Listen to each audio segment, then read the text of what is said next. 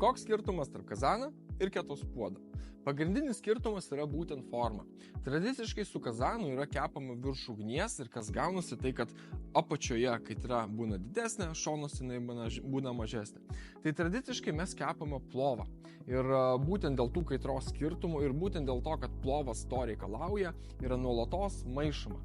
Tai būtent tokioj formai maišymas yra kur kas lengvesnis ir paprastesnis. Ir taip pat mes galime kepti, tarkim, troškinius, galim kitus kepinius daryti, bet įdomus niuansas toks, kad dažniausiai kazano dangtis yra aliuminis. Aišku, gali būti ir ketaus dangtis, bet kam tai yra? Dėl to, kad mes galėtume kur kas lengviau išleisti kepant garus. Ketaus puodas tuo tarpu tradiciškai jisai būna su ketaus dangčiu ir jo forma dažniausiai yra plokščia.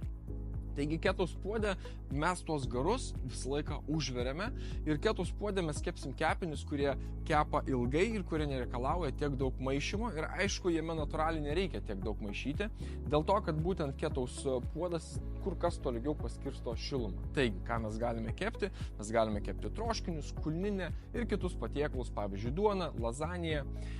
Taigi, apibendrinant, kazane mes kepsime patiekalus, kuriuos reikia intensyviau maišyti, ketaus puode mes kepsime patiekalus, kurie ilgiau kepa.